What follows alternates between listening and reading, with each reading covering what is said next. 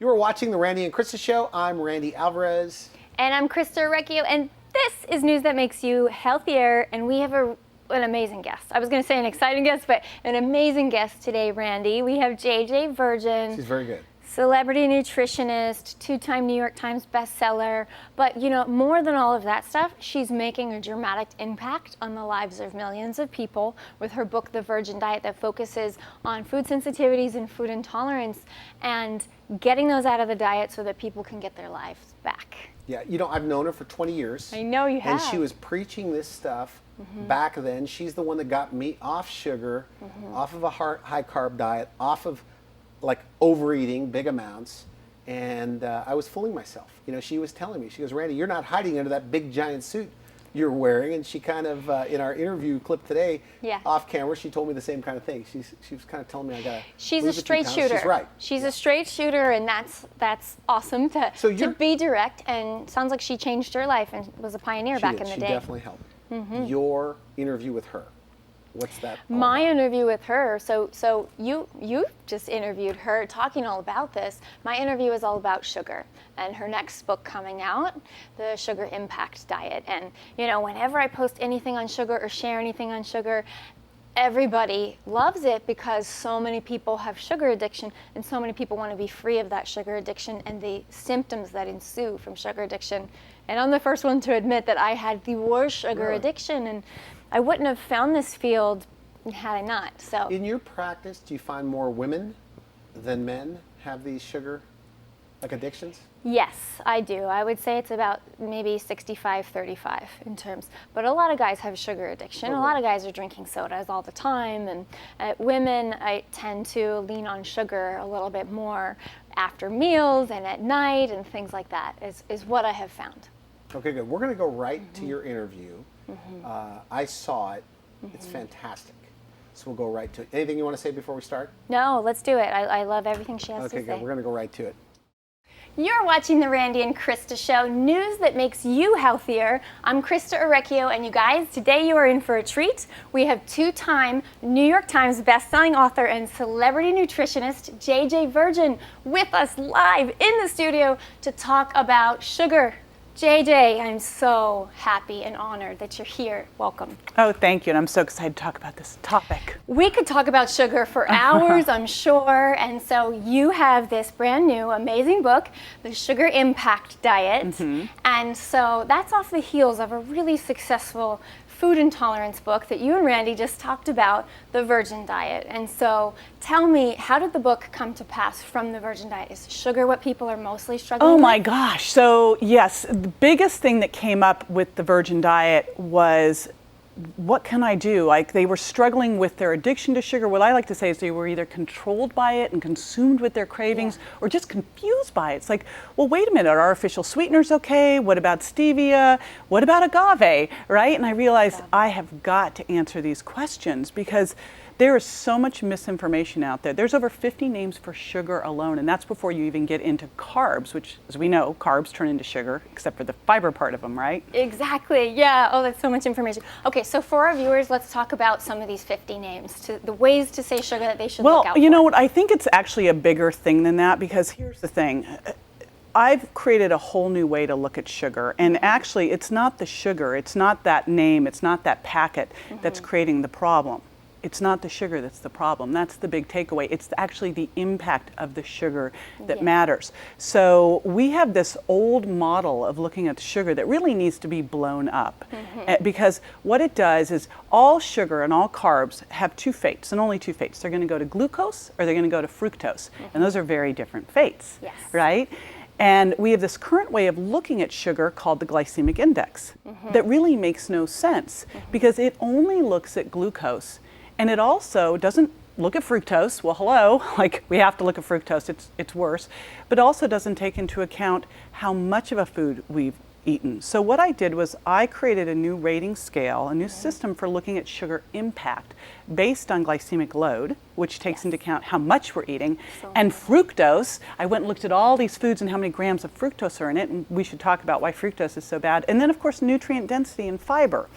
And instead of looking at going, okay, well, where should I look for sugar? Because it's like, well, there's added sugar, there's natural sugar, and there's carbs. You've got to take all of that into account. Confusing. Instead, I just created a rating scale, low, medium, and high sugar impact, and I teach you how to taper down from high to medium sugar impact by making simple swaps, and then to transition to a low sugar impact diet, right? To get rid of all of those symptoms that we have, like gas and bloating and poor energy and cravings, and you can't lose weight, and headache, and your belly keeps expanding, to get rid of those quick, but more importantly, to really retrain your taste buds to appreciate natural sweetness, savory, and spicy, because all of this hyper sweet that we're subjected to all the time, you know, the artificial sweeteners that are 300 times sweeter than sugar, and the fructose that is sweeter than glucose, all of that just revs our sweet tooth up so that we want sweeter and sweeter and sweeter food.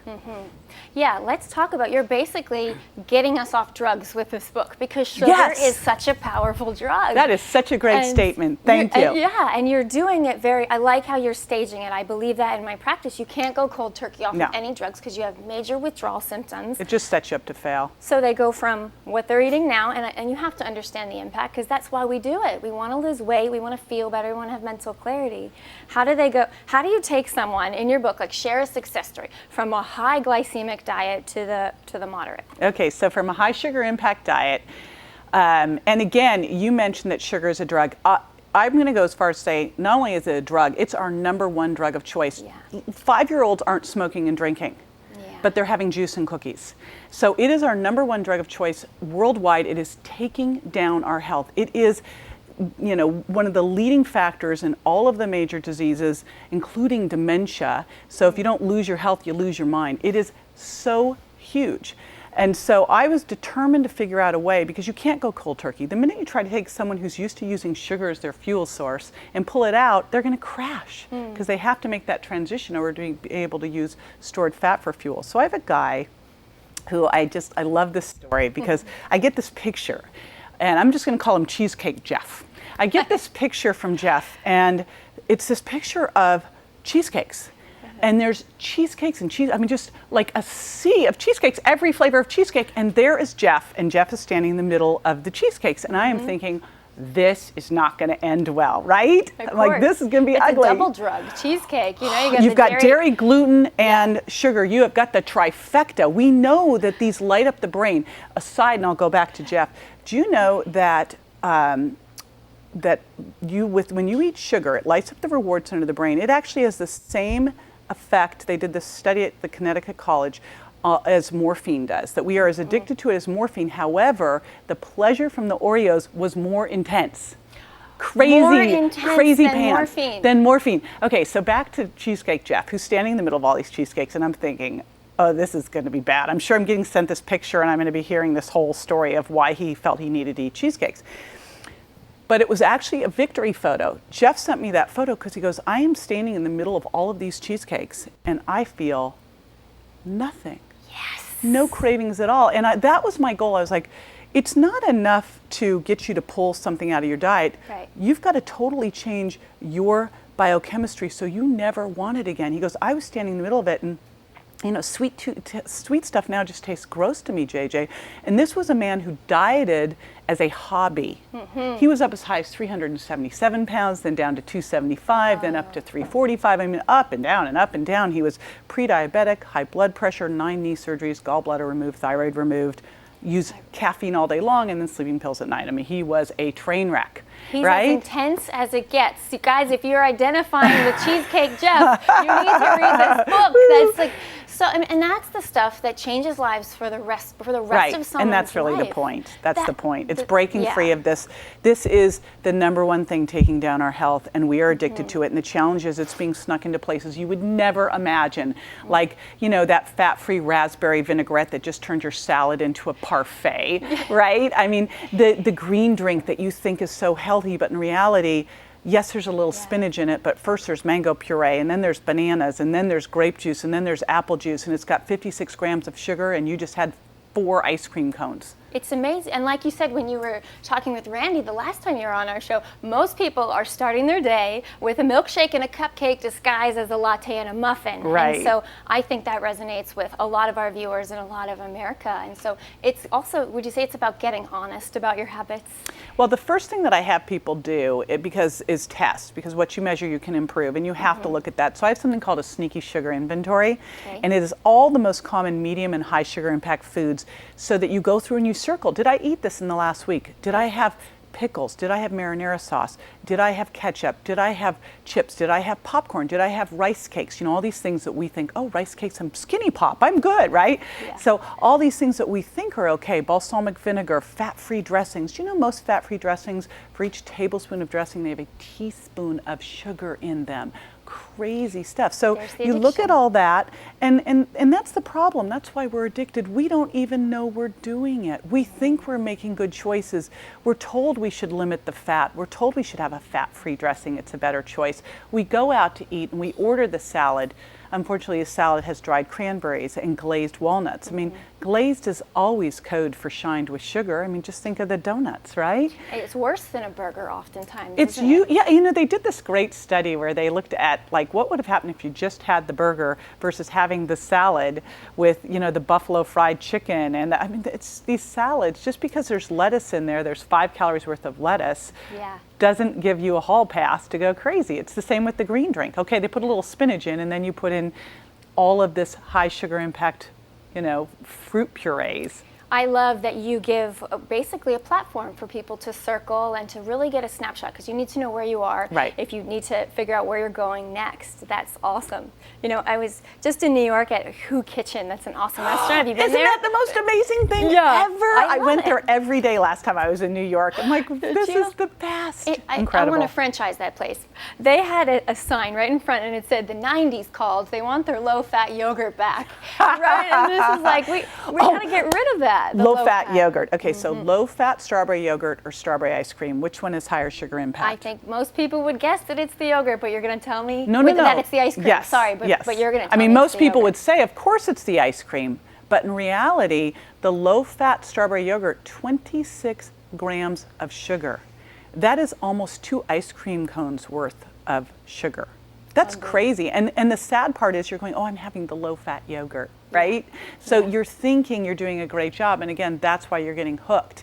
And of course, it's even worse because they put some fruit juice concentrate in there, which means you're getting a big hit of fructose unwrapped from the fruit with the fiber and the nutrients. You take away everything that slows down the impact, is what you're saying. Right. You take all the good stuff out and go here. And you know what's really sad about that, and this just shows how we're getting duped, is you can put fruit juice concentrate or fruit purees into a food, and you do not have to say that there's sugar added. You can say no sugar added and use those. And so a mom is going there thinking they're making the great choice for their child, and here now their child's going, ooh, because fructose is so sweet, they're becoming a little sugar addict at a young age.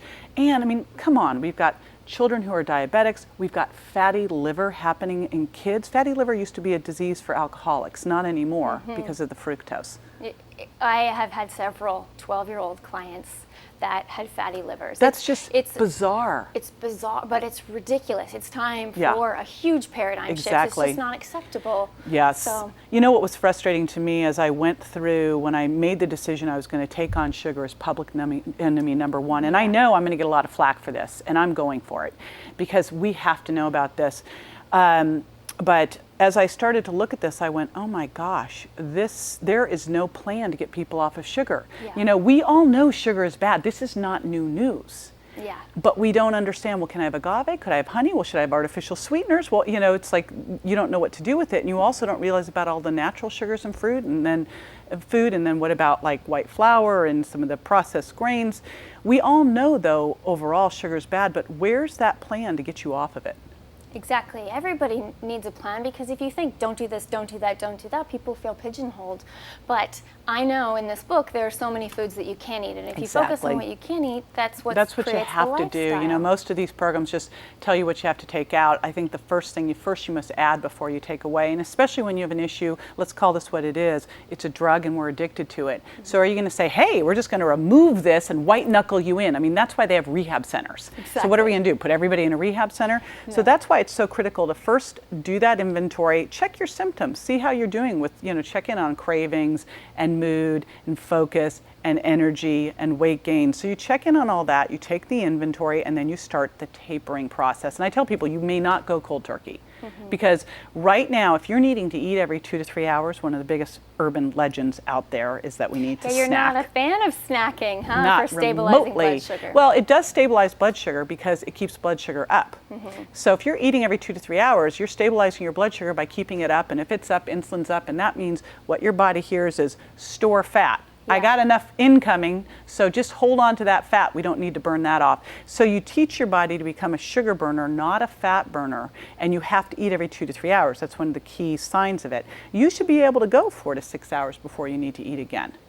If you're eating by the sugar impact plate, if you've got clean, lean protein, if you've got low impact carbs, and if you've got healthy fats, those all work together to help keep you satiated and keep your hunger under control and keep your energy smooth and move you into fat burning. And that's a sign of health. Your pancreas is strengthening. Yes. And so many of our viewers are really into functional medicine, and you are so into functional medicine, and they have that triad of adrenal fatigue, hypothyroidism, usually Hashimoto's, autoimmune, which you already tackled in the Virgin diet, and then digestive issues. And so getting off of sugar, number one thing for it all. When you look at GI issues, I think probably one of the most interesting areas of health that's really coming out finally is the whole gut microbiome, the stuff in your gut. And that balance is critical. If you have too much bad bacteria in your gut, you actually extract more calories from the foods you eat and you store them as fat. And what feeds the bad bacteria and the yeasts, which then make you crave more sugar, are, of course, all of these sugars and artificial sweeteners. That's the crazy stuff. Artificial sweeteners are not benign. We now know that that was a science experiment that has failed miserably. They can raise insulin, they can cause weight gain, they absolutely make you crave more sweet, and they cause calorie dysregulation, and they feed the bad bacteria in your gut, which makes you potent neurotoxins. Oh my God, they're just bad. They're just bad all the way around. That's a whole nother show that there might be some politics involved with. But for now, what we're going to do is, so Sugar Impact Diet, brand new. Right? Brand new. It's brand new. Yes. I commend you. Thank you. You're changing lives left and right with this diet. Good, so you'll defend me too? Commend me and defend me. I will defend you, yes, until my last breath. I really think that if we can really get this, because we're at a tipping point with health. I think so. Consumers are becoming informed. Like you say, we can't trust the packaging, and we have to learn about it. And so when you're teaching people about this in a way that's practical application to theory, you're breaking down the science, anybody can understand. All they have to do here is follow the scales, actually. I made it so easy that if you want to know all the science, you can get it. But if you just go, heck, I just want to know what to eat, which is what most people, they're just like, just tell me what to eat. Yeah. And I don't want to be hungry. Exactly. And I want to crave anything. Boom. So what's your final message to our viewers about sugar, and they can do this? For so many of us, we've been duped, myself included, and you beat yourself up. You go out and you say, I'm not going to do this anymore, and that lasts about an hour, and then you beat yourself up. And really, your fat is not your fault. You've been duped by misinformation, but you can turn this around quickly in a matter of weeks by just lowering your sugar impact. I love it. JJ, you're an inspiration. Thank you so much for being here. Thank you. You are watching the Randy and Christa show. You guys, I hope you take this information into your life. Run right out right now. Get Sugar Impact Diet. If you want to find out more about that or about JJ, you can go to thewholejourney.com/JJ, because at The Whole Journey, we love her and we're a tribe and we're all going to support this movement. See you next time. You two were laughing and having a good time on that. It was good. That was a great interview. Good job. I can't wait for people to read her book. I love how JJ talks about things like agave. That's very trendy in the health industry, but it's not a health food, and it is a high sugar food, and she's going to finally like make a huge change with artificial sweeteners, which will be great, and then the low-fat diet phase can finally die. You know, one of the things that she's always been preaching, which is eat sweet, crave sweet. Yes. So, great take-home message. So, how will you use that with your clients or with the people on your program?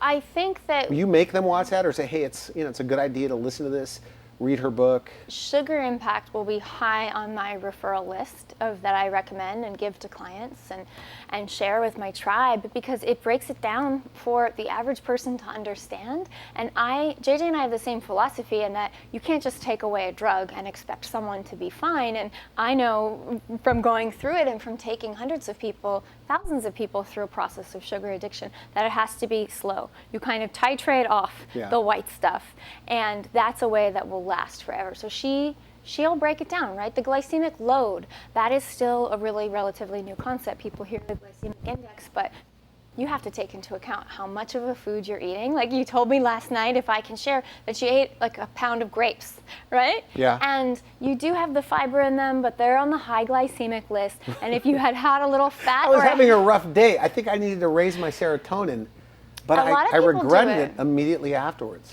But if you had a handful of cashews or something like that, you can blunt the sugar spike, you can shift the glycemic load of that food, you probably would eat less grapes. And so she gives just a simple action plan and more like a workbook. And so I think that's awesome. So what was your, because I know that you were excited about this interview coming up with her. What was your reminder? What did she say today that you think everybody needs to implement right away?